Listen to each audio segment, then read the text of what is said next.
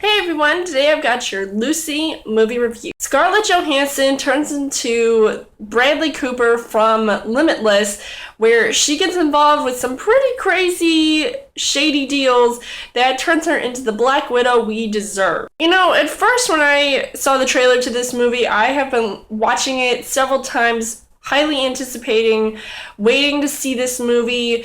And, you know, obviously there were some similarities to Limitless. It's where Lucy,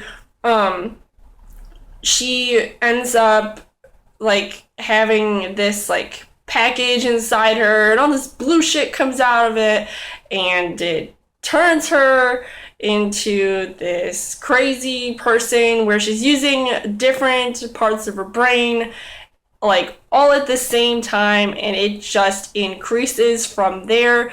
So it's all about waiting to see what happens when she reaches 100% of her brain's capacity. This movie is directed by Luc Besson, who I know directed Taken 2 and most notably Leon the Professional, which were pretty good movies, but maybe the latter more than the former. So I definitely saw a lot of really good things about this movie as far as the directing went and how some of the scenes were paced out, so I guess it was pretty good at that. Now, as far as the acting goes, obviously Scarlett Johansson in the leading role. She is no stranger to being in science fiction-y type movies, one of which was where she lent her voice to the movie Her. So basically her character in this movie, she's this innocent person, and then as soon as she has that drug inside her, then she becomes a strong and demanding person, obviously probably under the influence, so which makes her a little bit more intimidating and powerful. I still am not a huge fan of Scarlett Johansson. I don't know what it is about her. I mean, to those guys out there obviously wanting to see this movie because she's hot, I mean, yeah, you got what you wanted. And obviously, got another big name in Hollywood in this movie, Morgan Freeman. He didn't have that much big of a role. You know, it was a good thing that he was in this movie. It seemed like something he would take on. His character almost reminded me of his character in Transcendence. So it's going off of more of that, obviously, like I said, sci-fi vibe.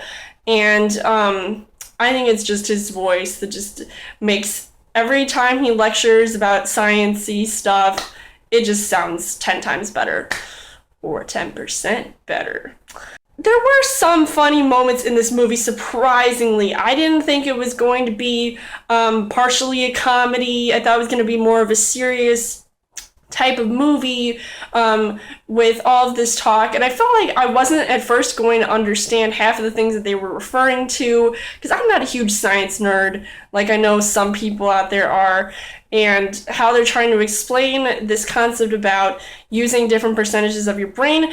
But I actually did hear, like, you are using more percentages of your brain than at first, like when they talk about each of the different stages, but it all just depends on which part of your brain you're using. So I was like, yeah, I'm done with this mind meld stuff. Obviously, some of the imagery and visual effects were pretty good in this movie. First, I wasn't sure how much more I was going to see based off of what I had already seen from the trailers.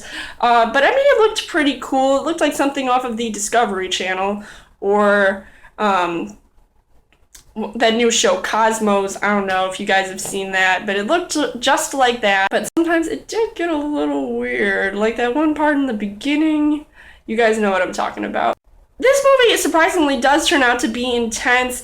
I wasn't going to say, like, I wasn't really getting bored with it.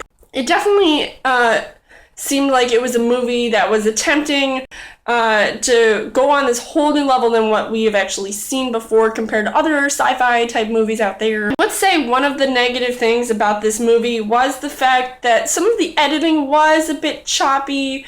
I don't know why they were going back and forth between Morgan Freeman's character, who was at the time lecturing to all these people about the different percentages of your brain, and then they were showing basically what those percentages would do when they were being experienced by Lucy. So I just felt it was just very disjointed. So it was a good thing it was only like this one segment of the movie, but otherwise, I guess everything was okay. This movie does try to answer some of the questions like what does it mean to be human and how much evolution has changed us. They really like to stress that enough in the movie. I thought it was really interesting to see some of the different effects that caused that. I mean, this movie obviously was definitely thrilling. It was suspenseful. It was action-packed like I was expecting it to be.